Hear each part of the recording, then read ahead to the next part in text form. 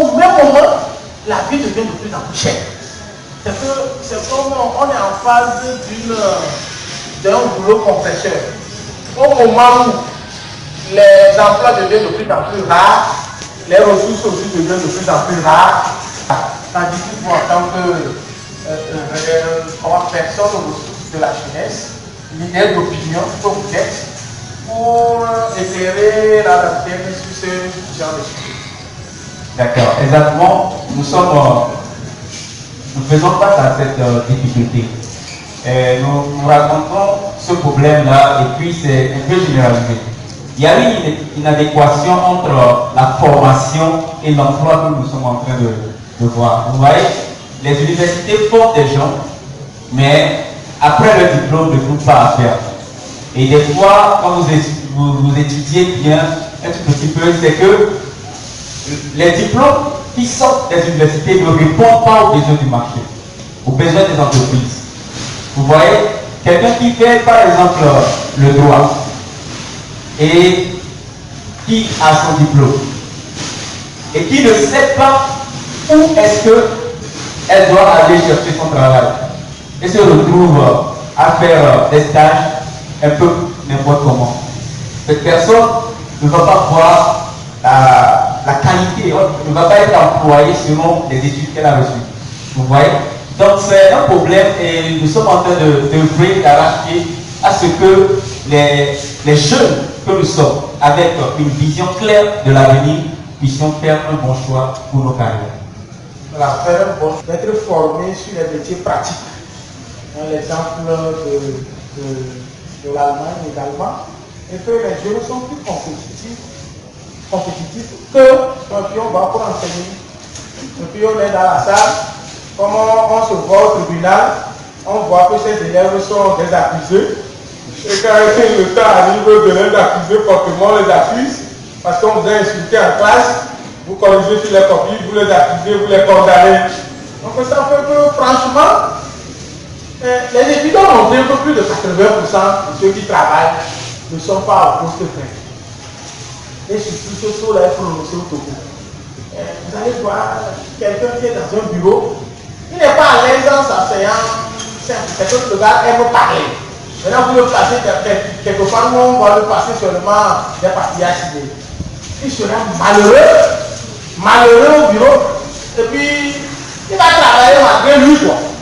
Donc aujourd'hui, comme vous le dites si bien, il nous faut faire des choix difficiles.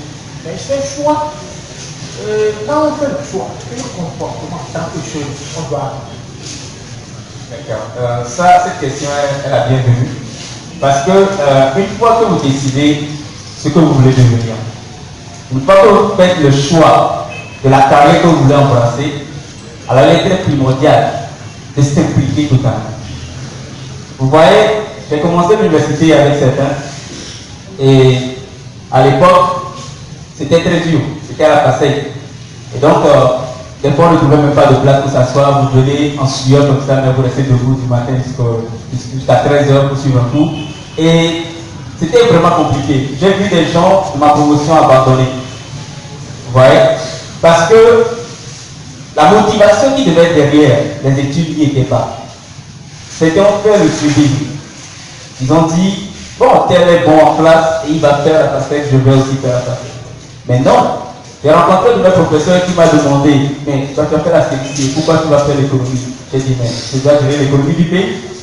Il m'a regardé et dit, ah bon, mais toutes les promotionnels sont en mathématiques. Tout dépend de la vision que vous avez. Maintenant, une fois que vous avez cette vision-là, travaillez dur. Ça ne sera jamais facile, mais travaillez dur. Vous voyez, les obstacles, des fois même vous serez amené à échouer. Oui, à reprendre une, 2, 3 fois une matière. Certains, ils apprennent juste pour valider. Et ça, on en rencontre auprès de la jeunesse. Ils ne veulent pas maîtriser. Et quand vous rentrez dans le professionnel, on ne vous demande pas vos diplômes, non. On demande vos compétences. Qu'est-ce que vous êtes capable de faire? Nous sommes dans un monde qui évolue, vous voyez, et que tout le monde presque a le même diplôme. Même celui qui a la licence à l'université, avec celui qui a la licence dans un BTS, on peut préférer prendre celui qui a la licence en BTS. Pourquoi? Parce qu'on se dit que dans un domaine précis, ce gars n'est que théorique. Il n'a aucune expérience. Vous voyez? Pour ceux qui sont en campus. Pour ceux qui sont en campus. Oui. Mais ça, ce n'est pas leur faute. Parce que ce qu'ils reçoivent comme éducation est un peu purement basé sur la théorie. Maintenant, il à eux maintenant de chercher comment valoriser tout ce qu'ils ont appris. Maintenant, une autre étude qui sort un comportement adopté. C'est-à-dire, je suis à la parcelle, je suis en droit, pour réellement qu'à la fin, je sente, je saute la tête haute. C'est-à-dire que les gens ont fait 3 ans pour avoir un enfant. Comment ça arrive à faire si je formuler la question? Mais comment ceux qui, du coup, je connais 2 sœurs qui ont fait l'anglais en 3 ans. Et comme vous le dites que c'est la motivation qui est derrière, c'est le papa qui les a fait asseoir et dit, ma fille, je sais que question de mariage, là, t'intéresse. Mais si tu as la licence en 3 ans, tu te maries. Et elles sont 2 sœurs. La première appelle l'anglais, la deuxième appelle l'anglais. Ce sont des filles de pasteur. La première a validé en 3 ans, la deuxième aussi a validé en 3 ans. Donc tout juste après la validation au boulot là, mariage. Donc ça voudra dire qu'il doit avoir une motivation derrière. Maintenant je reviens à la question.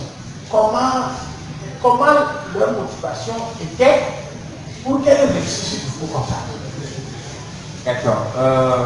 Ou bien on va promettre à toutes les sœurs de l'église après la naissance, si on a mariage là, on va travailler. Non, le mariage n'est pas en fait une fin en soi, non. Ce n'est que le début d'une autre aventure. Mais on ne va pas aller sur ce terrain en attendant. Non, moi, ce que je voulais dire d'abord, c'est que le papa a trouvé l'intérêt. Voilà, ce qui peut les motiver. Ce qui peut motiver, c'est papa vient déceler. D'autres pas dire, si tu réussis au coup, tu arrives à t'acheter une moto. Et vous allez voir qu'il va sortir de sa copine, il va avoir le bac. Mais le papa sait que, après le mariage, ça préoccupe mes filles. Si je mets mariage là devant, là, ça va travailler. Et puis ça a pris. Donc il faudrait maintenant répondre à la question. En ce qui concerne ce niveau, je vais parler de peut-être certaines qualités que je décèle auprès de ces filles qui ont pu valider leur licence en 3 ans. Premièrement, la discipline. Vous savez, quand vous allez dans un monde où presque vous ne connaissez pas grand-chose, et quand vous soumettez à un rythme qui vous dépasse, et des fois vous sentez qu'il y a la pression, si vous n'êtes pas discipliné, vous ne pouvez pas y arriver. La discipline consiste à faire quoi? Vous-même, vous établissez des règles. Vous dites que voilà l'objectif que je dois atteindre. Vous les écrivez. Supposons par exemple, dans une matière, vous décidez de valider cette matière avec 15-17. C'est une prise de conscience. Ces 3 techniques que je vais partager avec vous peut vraiment changer votre vie. Moi, je n'ai pas l'habitude de parler beaucoup. Premièrement, la prise de conscience. Quelque chose vous marque. Vous êtes touché. Et vous prenez conscience de votre état. Vous vous dites, ça doit changer. Ce que j'ai vu là ne peut plus continuer. La deuxième chose, la prise de décision. Une fois que vous êtes conscient que votre situation ne vous plaît pas, vous décidez de changer. Vous décidez que la situation doit changer. Est-ce que vous suivez? Et troisième, la prise d'action. Vous avez pris conscience, vous avez décidé qu'il faut agir. Parce que l'action, c'est la base de toute notre réalisation. Quand vous ne parlez pas l'action, vous pouvez avoir de belles idées, mais ça restera toujours dans vos esprits. Passez à l'action. J'ai rencontré des gens, vous savez, dans ça je vais parler un petit peu en même temps de l'audace. Dans la vie, des fois, il faut être audacieux. J'ai rencontré quelqu'un qui m'a dit, monsieur, j'aime beaucoup l'anglais, mais je ne veux pas, je n'arrive pas à me tenir devant le public pour parler anglais. J'ai dit, ok, pas de souci. Je vais te suivre dans un accompagnement de coaching. Vous voyez? Et on a programmé des séances qu'on a eu à faire. Je me suis rendu compte, on a programmé 4 séances. À la première séance, dans le déroulement du processus de coaching, je me suis rendu compte que c'était par rapport à cette prérequis qu'il avait eu avec ses professeurs sur le banc, qu'il avait décidé de ne plus jamais faire l'anglais. Or, maintenant, il est grand. Et il doit participer à des conférences, il doit participer à des ateliers où on parle anglais. Et je l'ai accompagné. Fort heureusement, il y avait un événement qui était devant dans le mois prochain où il devait intervenir sur un module en anglais. Et quand je l'ai accompagné, on a préparé son discours, on a pu préparer. J'étais là, derrière, dans la salle, quand il a pris le micro, et il a fait 30 minutes à parler anglais devant un public. Pourquoi? Parce qu'il avait pris la décision et il a passé à l'action pour pouvoir y arriver. Le deuxième exemple que je vais vous donner, ça c'est par rapport à moi. Je me suis dit, je suis en train de faire l'anglais, mais il y a le Ghana à côté ici. Je ne suis jamais allé là-bas. Un jour, je suis allé à une conférence et l'orateur a dit que si vous visitez le Ghana, c'est vraiment différent du Togo. Non seulement la mentalité est très avancée par rapport à nous, mais aussi il qualifie le Ghana comme un pays qui a déjà fait quoi là-bas. La fait quoi là du Togo. Donc le Togo ne peut plus rattraper ça, le Ghana. Et j'ai commencé par faire les recherches, comment aller au Ghana. Je ne connais pas beaucoup de gens là-bas. Et un ami est allé apprendre l'anglais là-bas 6 mois et est de retour. Je lui ai demandé comment tu as fait tout ça, tout ça. Et ils m'ont mis en contact avec un chauffeur. Je suis rentré en contact avec le chauffeur. Vous savez, au Ghana, vous avez la possibilité de louer des voitures. Vous voyez, vous louez la voiture pendant une journée, le chauffeur est derrière vous et vous faites tout. Alors j'ai décidé d'oser, d'aller dans ce pays, d'être en communion avec les native speakers.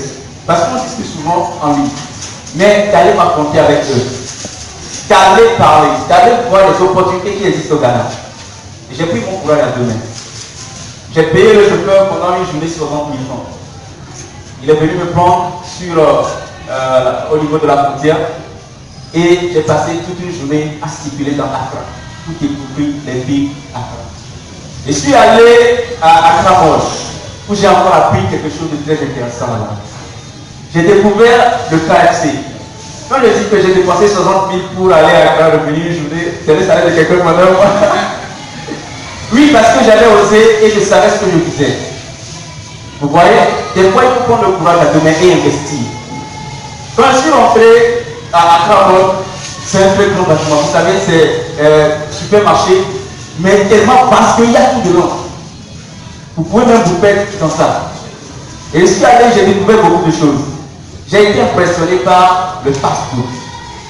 Fast-food, c'est la nourriture faite rapidement, vous commandez un temps, vous faites ça, tout ce que vous voulez. Et c'est KFC.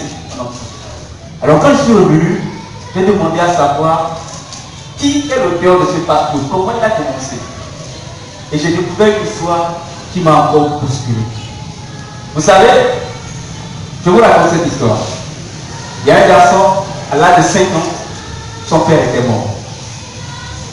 Et quand il a atteint 15 ans, on l'a chassé, on l'a renvoyé de l'école parce qu'il n'avait pas de moyens et il n'apprenait pas ses cours. Et donc il a commencé par chercher du travail. À 17 ans, on l'a renvoyé de son premier travail qu'il avait trouvé parce qu'il était médiocre. Vous voyez? À 19 ans, il se marie et a sa première fille. À 19 ans, il devient père de famille. Et dans sa lutte, dans tout ce qu'il est en train de faire, il trouve encore un travail.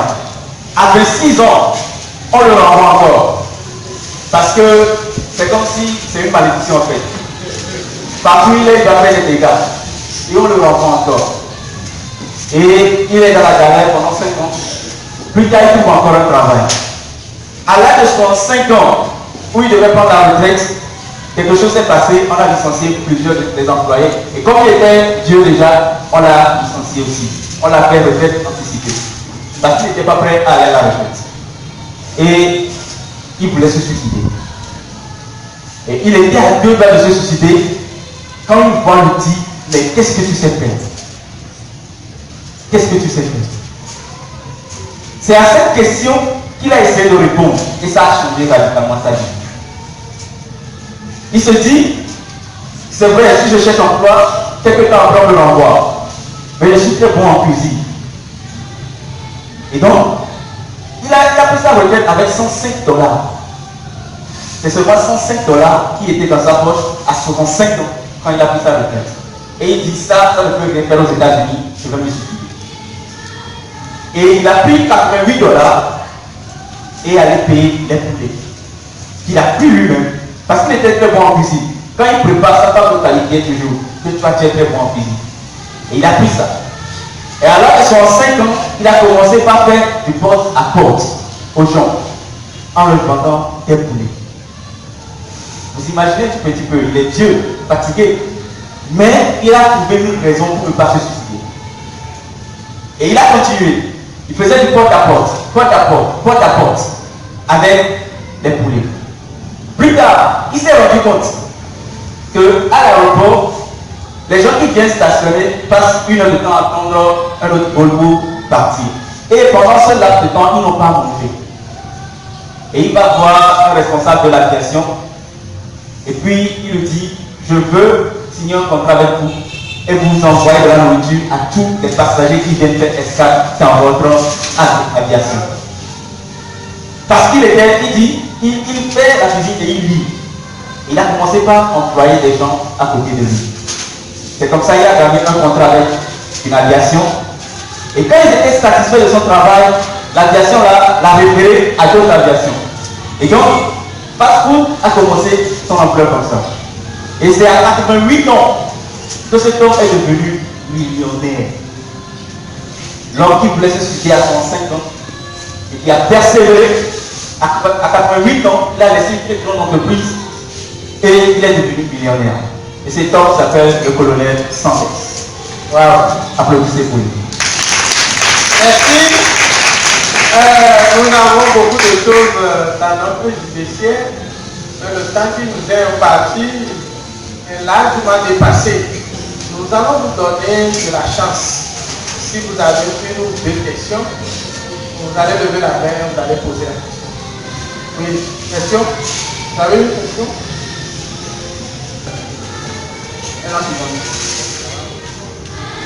Supposons que peut-être tu as fini, tu as fréquenté, tu as fini, tu as eu le bac, ou bien la licence, tu as fini.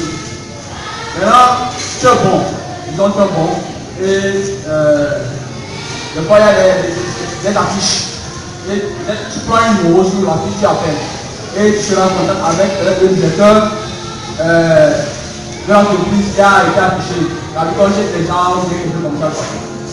Maintenant, là où tu devais travailler, tu as le directeur, tu as contact avec lui, maintenant il te donne un rendez-vous, tu es parti. Bon, tu commences à collaborer avec le directeur.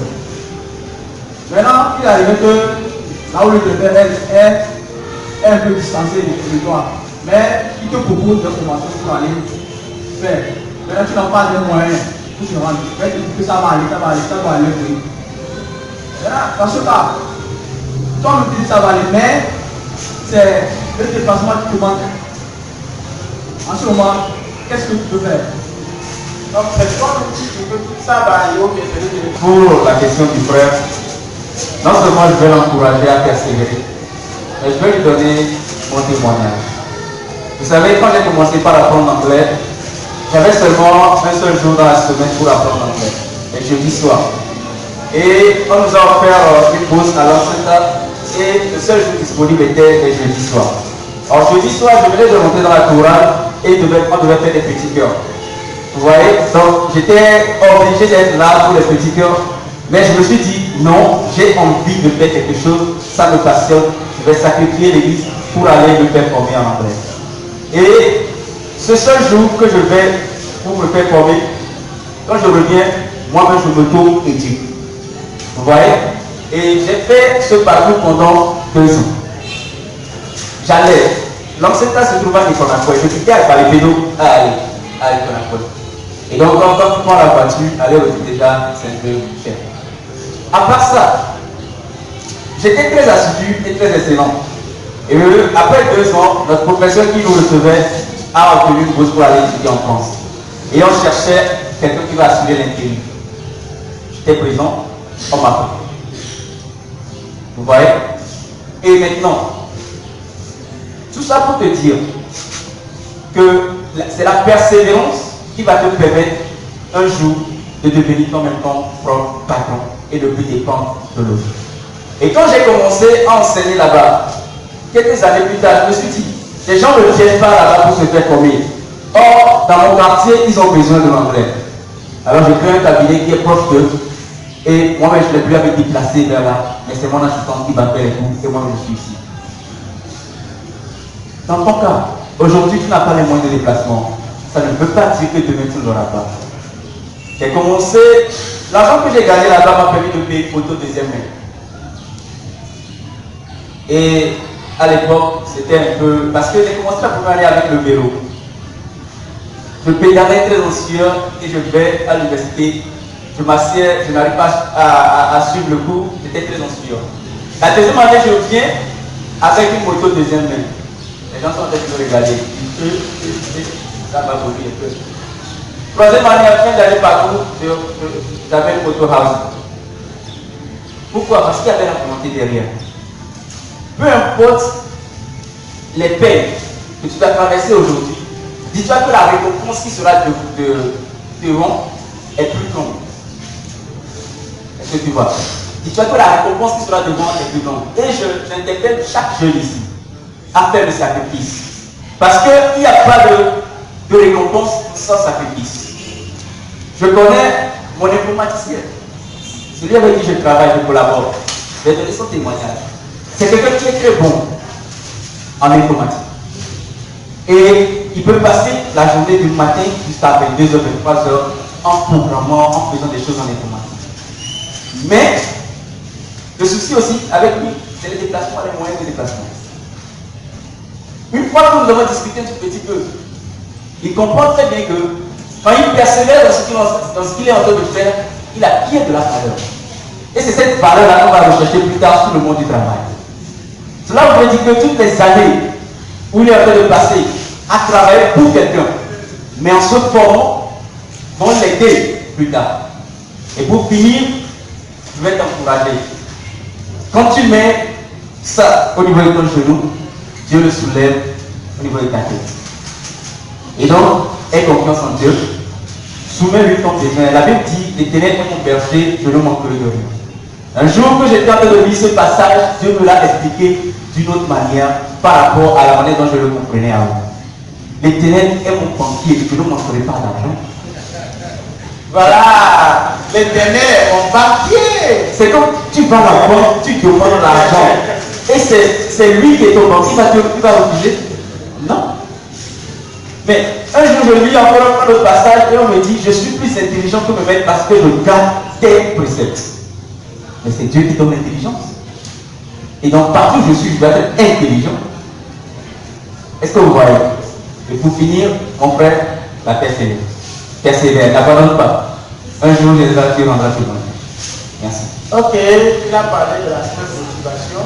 Moi, je vais ajouter l'aspect technique de la chose. Aujourd'hui, il manque le moyen de déplacement. Il y a des choses, qu'il faut. J'ai donné un exemple d'Akalko. Akalko n'a pas moyen de déplacement, mais il a demandé. Il sait que maintenant, les petites choses qui lui ont donné 300 400, aujourd'hui, Akalko va les nourrir. Mais il a trouvé opportun d'aller solliciter leur aide.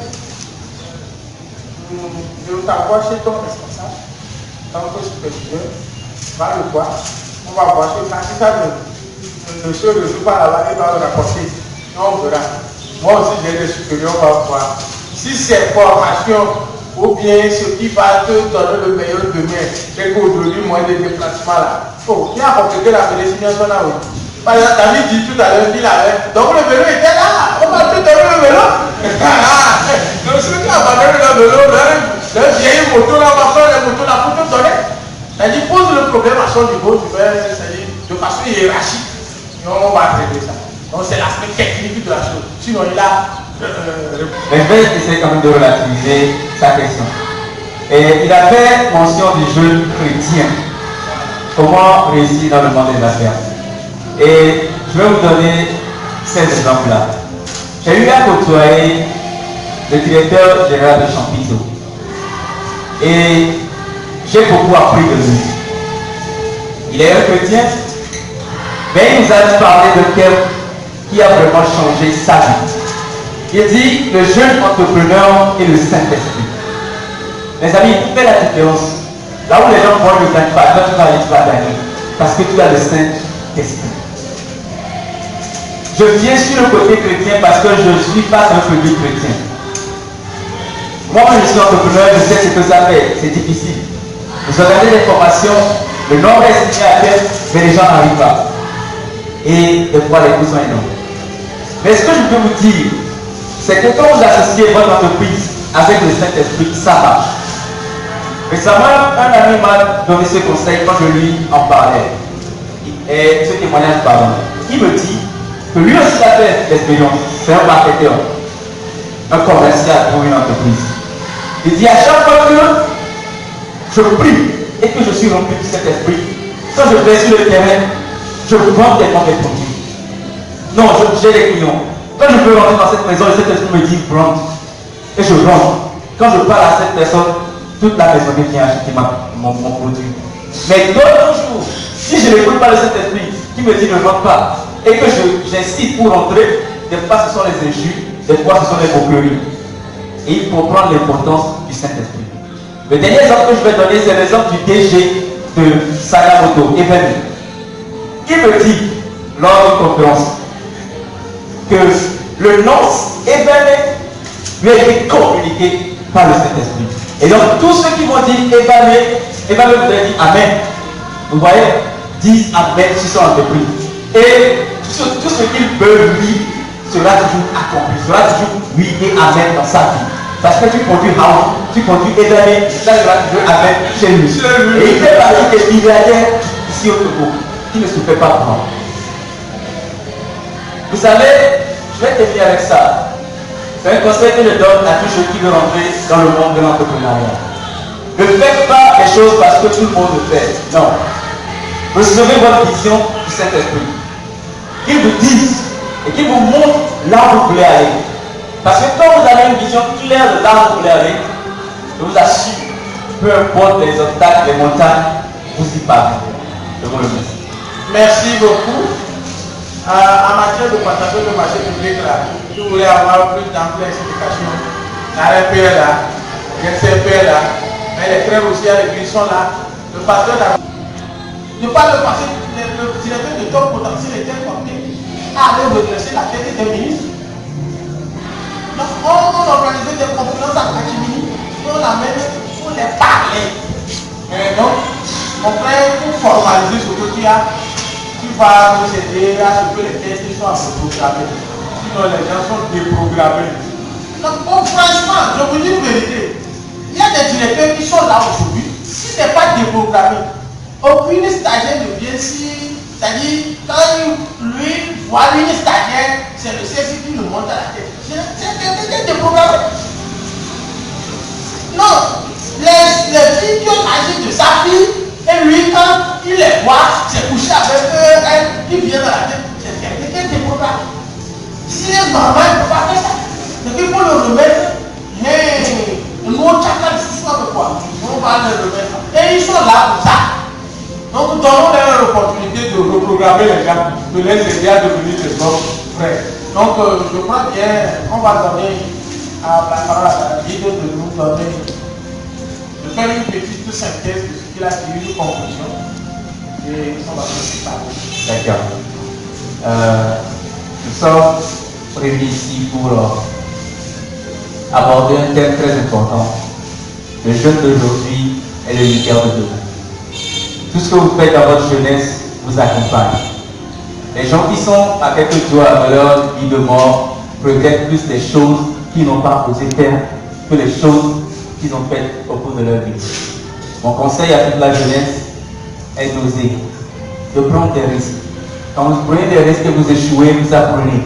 Et demain, vous n'allez plus faire. Échouez autant de fois que possible. Parce que c'est en échouant qu'on devient plus bon. On apprend de l'échec. N'échouez pas parce qu'il faut échouer. Non, quand vous échouez, apprenez de vos erreurs et faites le saut pour être différent. Je vais terminer en disant, en tant que jeune chrétien, soyez bon avec Jésus, soyez bon avec Dieu et soyez en parfaite relation avec le Saint-Esprit. Parce qu'avec ces trois personnes réunies en un, vous pouvez faire la différence. Et je suis sûr qu'avec Dieu, vous ferez des exploits. Merci. Avec Dieu, nous ferons des exploits. Moi, j'ai une citation personnelle phare. Je dis souvent, dans la vie, il y a les joints et les autres. Les joints qui des leçons, des opportunités qui se présentent devant vous, ou saisissent les opportunités. Les autres disent, il y aura encore du temps. Les joints prennent conscience, tandis que les autres dorment. Les joints, c'est les sages. Les autres, c'est les insensés. Ma question, es-tu parmi les joints ou parmi les autres?